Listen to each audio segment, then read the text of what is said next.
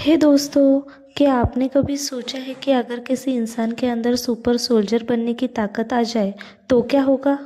और अगर वही ताकत एक ऐसी बच्ची के खून में हो जिसे सिर्फ एक हथियार की तरह इस्तेमाल किया गया हो। आपको देखने को मिलेगी आलिया भट्ट, शर्वरी, अनिल कपूर और बॉबी देओल की एक ऐसी जंग जो देशभक्ति से शुरू की शुरुआत होती है 27 जुलाई 1999 से, यानी कारगिल वॉर के ठीक एक दिन बाद। स्क्रीन पर हमें दो जाबाज आर्मी कमांडो दिखाई देते हैं, विक्रम कौल जिसे अनिल कपूर निभाते हैं और फतेह बॉबी देओल। दोनों जंग में खोई हुई जानों और शहीदों के बारे में बात कर रहे होते हैं। तभी फतेह विक्रम को बताता है कि उसने बैकग्राउंड में सैनिकों की एक बेहद सीक्रेट।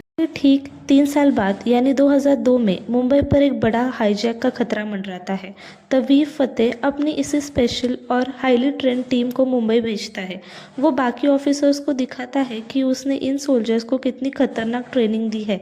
फतेह ने इस स्पेशल मिशन को और टीम को नाम दिया है अल्फा। लेकिन ट्विस्ट यहाँ है, इन सोल्जर्स की एफिशिएंसी और ताकत को बढ़ाने के लिए एक स्पेशल अल्फा सीरम बनाया गया था जो सोल्जर्स को सुपर ह्यूमन बना देता है। इसी बीच विक्रम कौल की पर्सनल लाइफ में एक बड़ा संकट आता है। उसकी वाइफ जानकी को दिल की एक गंभीर बीमारी होती है। डॉक्टर्स के मना करने के बावजूद जानकी मां बनने का फैसला करती है। अपनी पत्नी की जान बचाने के लिए विक्रम एक बहुत बड़ा फैसला करता है। वो बिना किसी को बताए वही सीरम अल्फा अपनी बीवी को दे देता है उसकी जान बचाने के लिए। शुरुआत के 4 महीने में ऐसा लगता है कि एक्सपेरिमेंट कामयाब रहा, लेकिन अचानक एक बड़ा ब्लास्ट होता है।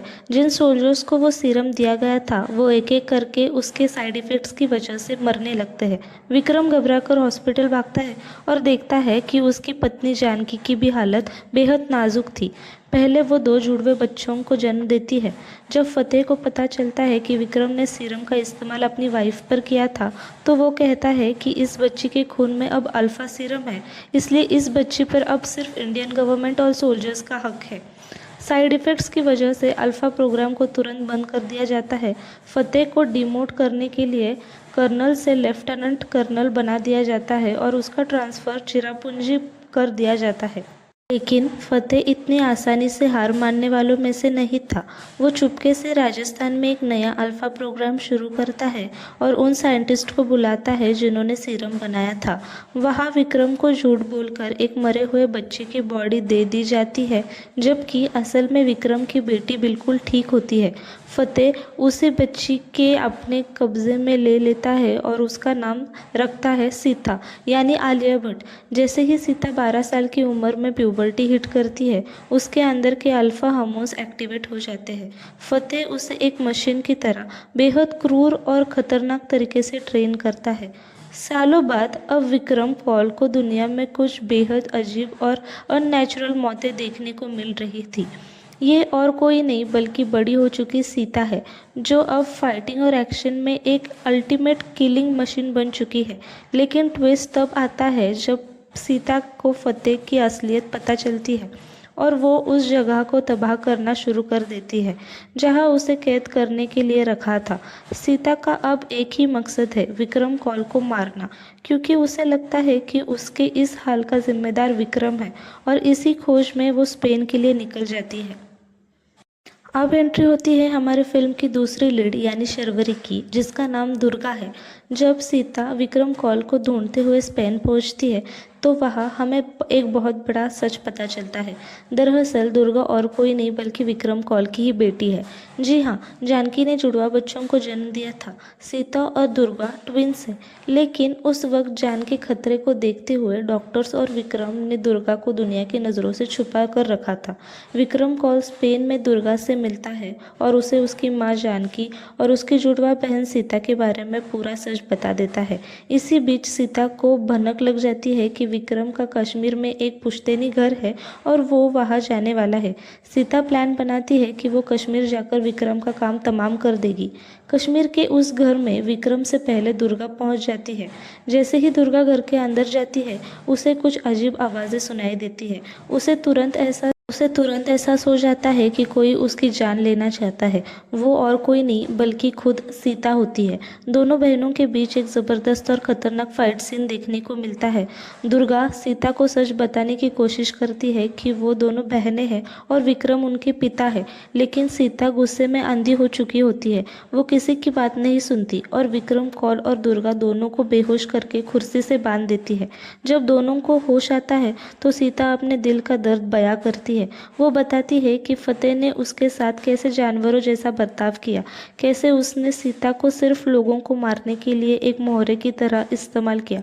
लेकिन फिर वो बताती है दरअसल एक दिन फतेह ने सीता को डॉक्टर वागीसे को मारने का हुक्म दिया, जिन्होंने वो अल्फा सीरम बनाया था।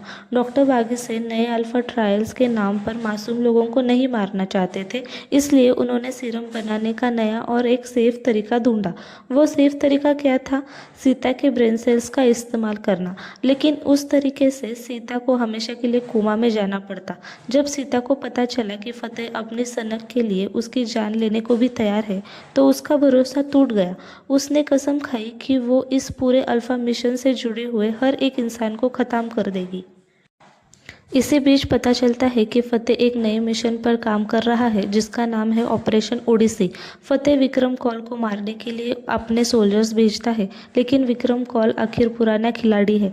वो अकेले ही उन सभी सोल्जर्स को ढेर कर देते हैं और बचे हुए सैनिक से कहते हैं कि जाकर फतेह को बोल दो कि विक्रम कौल मर चुका है, ताकि फतेह को लगे कि उसका रास्ता साफ हो गया। अब सीता, दुर्गा और विक्रम एक साथ आ जाते हैं। विक्रम अपनी बेटियों को एक सेफ हाउस में शिफ्ट होने के लिए कहता है, जिसके लिए उनके पास 38 घंटे से भी कम का समय है। इसी बीच जब वो उस सेफ हाउस में पहुंचते हैं तो वहाँ स्क्रीन पर एंट्री होती है एक ऐसे कैरेक्टर की जिसे देखकर थिएटर्स में सीटियाँ बजने लगती है। ऋतिक रोशन यानी कबीर। कबीर भी एक बेहद खतरनाक और सीनियर सोल्जर है जिससे सब खौफ खाते हैं। कबीर की मौजूदगी से इन दोनों बहनों को एक नई ताकत मिलती है, लेकिन तभी एक गड़बड़ हो जाती है। विक्रम कौल फतेह को मारने और ऑपरेशन ओडिसी का सच जानने के लिए उसके ठिकाने पर जाता है, लेकिन बातचीत के दौरान विक्रम के फ़ोन के जरिए फतेह को लड़कियों के सेफ हाउस की लोकेशन को पता चल जाता है। फतेह की गैंग तुरंत उस सेफ हाउस पर हमला कर देती है।